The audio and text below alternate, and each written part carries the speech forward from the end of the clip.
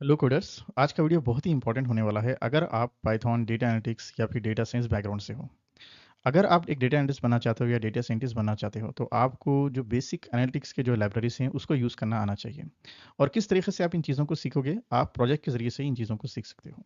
ये एक mini project है डेटा एनालिस्ट के लिए।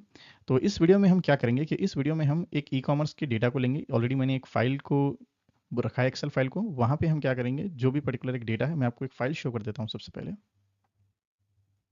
तो ये जो पर्टिकुलर फाइल है, यहाँ पे बहुत सारा डेटा है, जहाँ पे user IDs, customer name, product के रिलेटेड डिटेल्स हैं, जेंडर के रिलेटेड हैं, एज ग्रुप है, मैरिटल स्टेटस है, state wise, zone wise, occupation.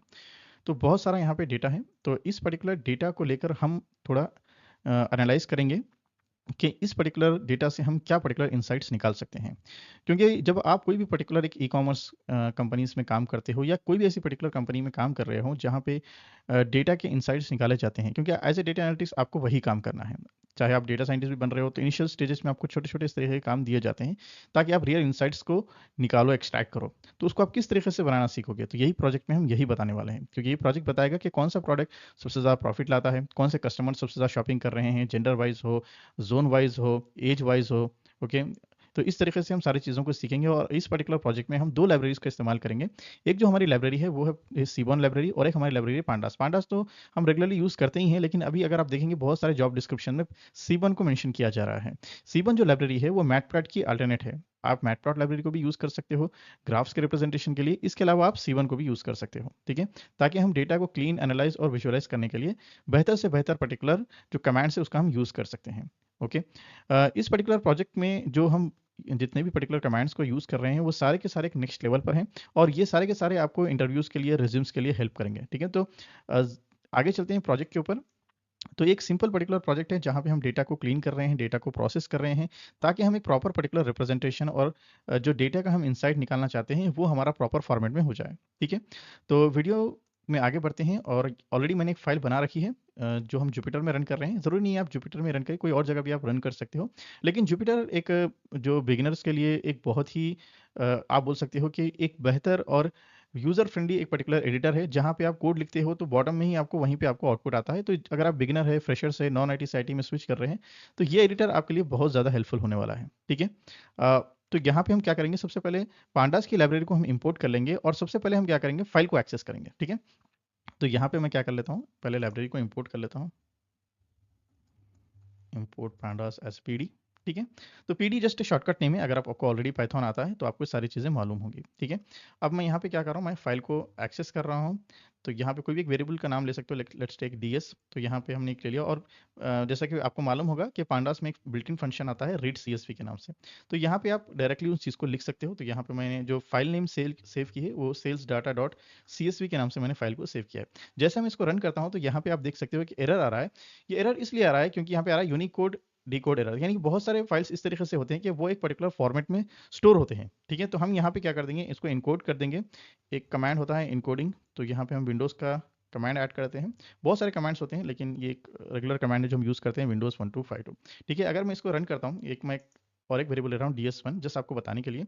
और यहाँ पे अगर इसको मैं चेक करूँ ds1 डॉट हेड, तो यहाँ पे मुझे टॉप जो रोज हैं वो आ जाएंगे। तो यहाँ पे देखिए मैं सारी की सारी चीज़ें एक्सेस कर सकता हूँ।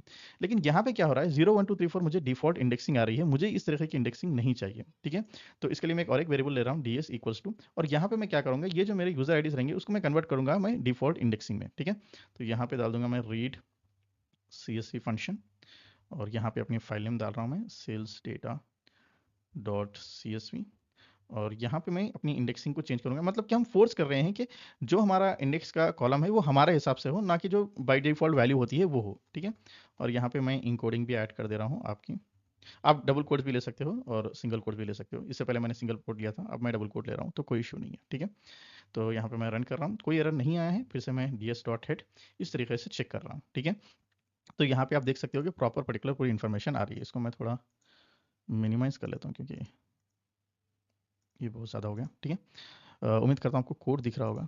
थोड़ा मैक्सिमाइज कर लेता हूँ, ठीक है। और यहाँ पे आप देख सकते हो एक और चीज़ कि यहाँ पे आपको नल वैल्यूज बता रहा है NaN और कि अगर आपको कुछ ज़्यादा रोज देखना है तो आप स्पेसिफिकली मेंशन भी कर सकते हो इस तरीके से ds डॉट हेड।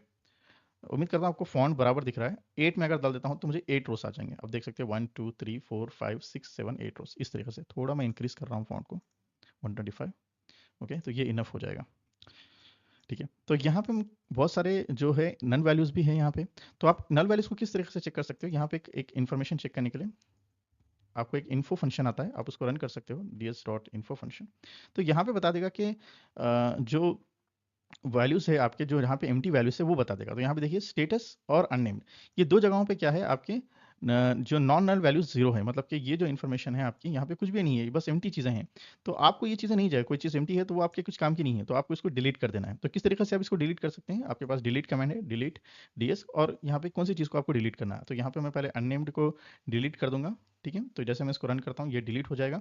अगर मैं आप चेक करके बताता हूँ ds.head, तो पहले क्या था आपका वहाँ पे अननेम्ड बता रहा था। मैं स्क्रॉल अप करता हूँ, आप देख सकते हो यहाँ पे अननेम्ड, ये जो है ना चीज़ें अननेम्ड, ये अननेम्ड पहले बता रहा था, लेकिन अभी आप देखेंगे स्टेटस के बाद अननेम्ड नहीं है। तो इसी तरीके से मैं स्टेटस को भी मैं डिलीट कर रहा हूँ, डिलीट ds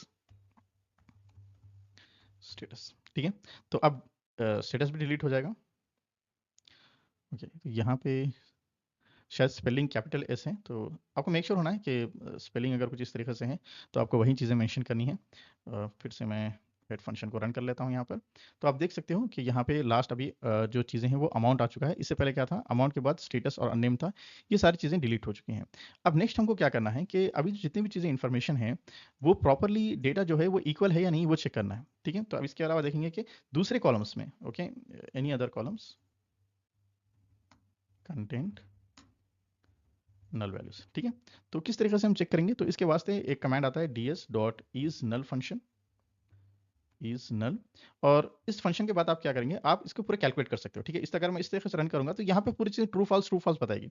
तो ये सारी चीजें आप चेक नहीं कर सकते हो, आप डायरेक्ट सम वैल्यू निकाल लो और इसको सम का रन कर दो। तो यहाँ पे आपको बता रहा है कि ठीक है, यहाँ पे कस्टमर नेम प्रोडक्ट, यहाँ पे तो चीज़ें पूरे जीरो जीरो है, लेकिन अमाउंट एक ऐसी चीज़ है वहाँ पे आपको 12 नल वैल्यूज आ रहे हैं।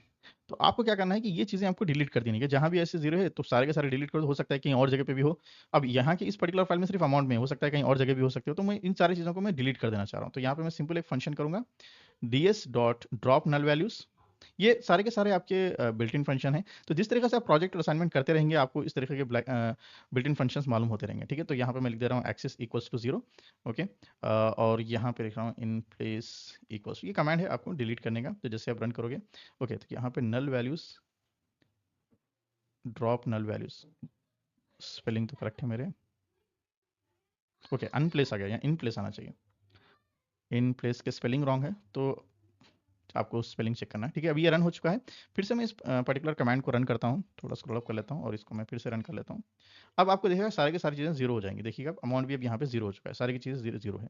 इसका मतलब है कि कोई भी पर्टिकुलर स्पेसिफिक नल वैल्यू नहीं है। फिर से आप क्या कर सकते हो, ds.info चेक कर सकते हो कि अब आपके फाइल के अंदर क्या इन्फॉर्मेशन है। तो आप देख सकते हो कि सारे के सारे इक्वल है। अगर मैं ऊपर जाकर अगर फाइल को मैं अगर आपको वैल्यूज बताता हूँ, मैं आपको यहाँ पे देखिएगा 11,251 और यहाँ पे 11,239, तो ये डिफरेंस आ रहा था, राइट।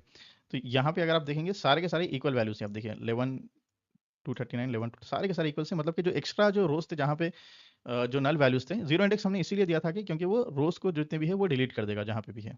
ठीक है, अगर आप वन वैल्यू देंगे तो वो वर्टिकल यानी कि कॉलम्स को डिलीट कर देगा। कॉलम्स को डिलीट नहीं करना है हमको, जो स्पेसिफिक वैल्यूज है रोज की उसी को हमको डिलीट करना था, तो इसलिए हमने एक्सेस जीरो दिया है। तो आपको मेक श्योर होना है कि आप जो भी पर्टिकुलर एक्सेस दे रहे हैं वो एक्सेस वैलिड है या नहीं है। ठीक है, तो नेक्स्ट चीज़ हम क्या करेंगे, अब हमको एनालिटिक्स, क्योंकि अब तो पूरा डाटा हमारा जो था वो प्रॉपरली प्रोसेस हो चुका है। यहाँ पे हमने सारे डेटा को प्रॉपरली क्लीन कर लिया है कि जिस तरह का रिक्वायर्ड डेटा चाहिए था, अब ये प्रॉपर रिक्वायर्ड डेटा हमारा आ गया है।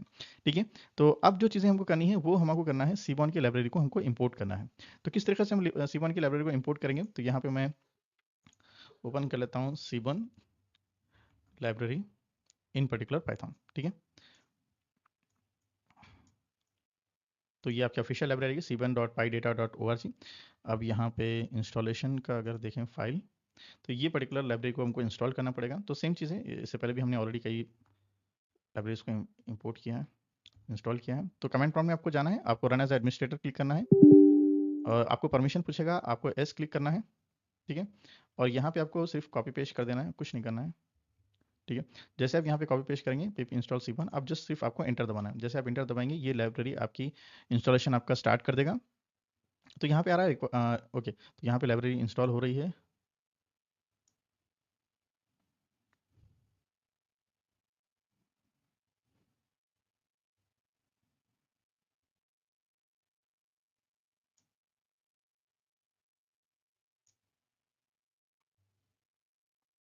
आप वीडियो को थोड़ा फॉरवर्ड भी कर सकते हो, क्योंकि मैं कोई चीज़ यहाँ पे स्किप नहीं कर रहा हूँ।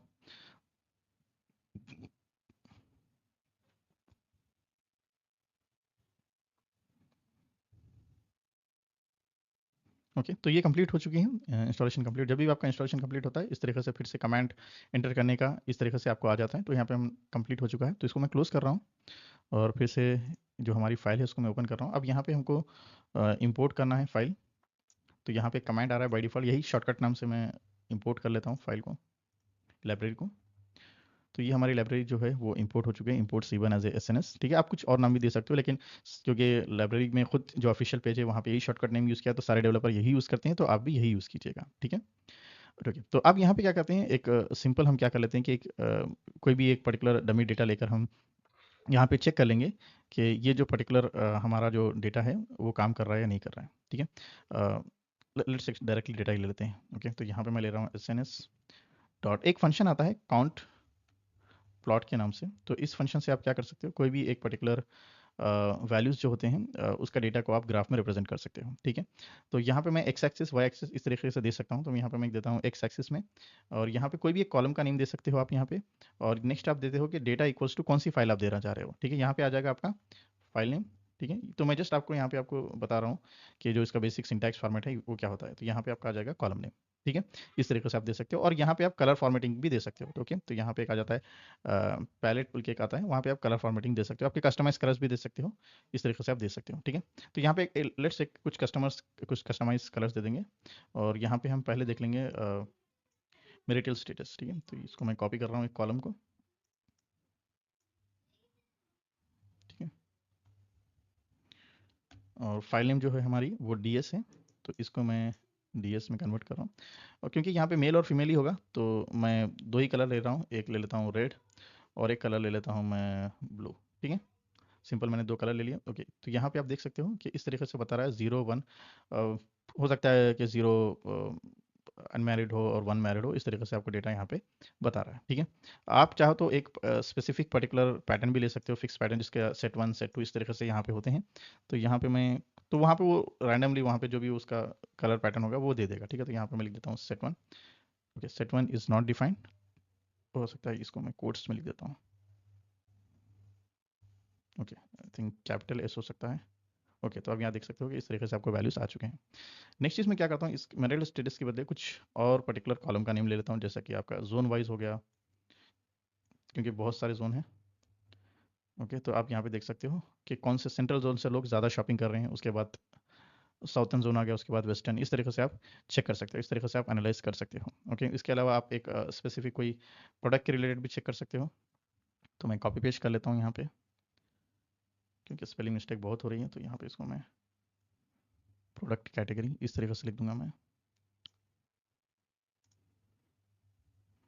ओके, तो यहाँ पे सारे के सारे प्रोडक्ट्स बता रहा है, लेकिन आप देख रहे हो कि यहाँ पे प्रोडक्ट जो है नेम्स पूरे पूरे मर्ज हो चुके हैं। ठीक है, तो प्रॉपर नेम नहीं आ रहा है, तो मैं इसको क्या करूँगा, इसको मैं शिफ्ट कर दूंगा वाई लेबल की जगह पे, क्योंकि नाम सही नहीं बता रहा है। ठीक है, तो बेटर रीडिंग के लिए हम इसको वाई एक्सिस में शिफ्ट कर देंगे, तो उधर जाके बताएगा वो। ठीक है, तो यहाँ पे आपको बता रहा है, तो अब थोड़ा बेटर दिख रहा है आपको, राइट। तो इस तरीके से आप शिफ्टिंग कर सकते हो इजीली, ताकि आपको बेटर रीडिंग हो कि कौन सी चीज़ें ज़्यादा लोग शॉपिंग कर रहे हैं। तो आप देख सकते हो सबसे ज़्यादा जो है क्लॉथ्स पे ज़्यादा शॉपिंग हो रही है, उसके बाद फिर फूड पे शॉपिंग हो रही है। इस तरीके से आप इजीली चेकआउट कर सकते हो। इसके अलावा आप क्या कर सकते हो, इस प्रोडक्ट के साथ कुछ और आपको कंपेयर करना है, मतलब कि कोई स्पेसिफिक पर्टिकुलर आप सोच लो जेंडर को डाल देंगे हम। ठीक है, जेंडर भी हो जाएगा आपका।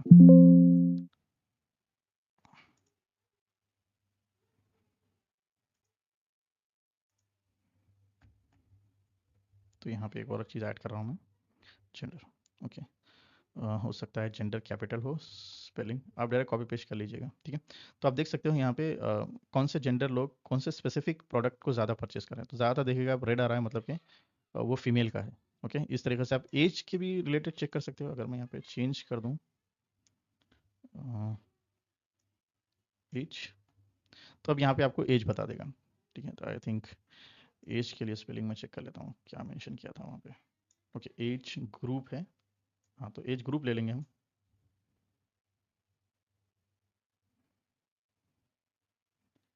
एज मेरे ख्याल से कैपिटल में है, तो इस तरीके से एज आपका आ जाएगा आपका।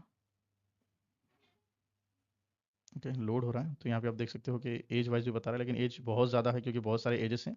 तो हम क्या करेंगे, एज ग्रुप डाल देंगे फॉर बेटर। तो आप देख सकते हो ये एज ग्रुप में बता रहा है कि कौन से ज़्यादा है। आप देखते हो रेड बहुत ज़्यादा है, मतलब कि 26 से 35 लोग। इस तरीके से आप इजीली डेटा को विजुअलाइज कर सकते हो। तो इस वीडियो का जो मकसद था वो ये था कि आप किस तरीके से डेटा एनालिस्ट को सीखें।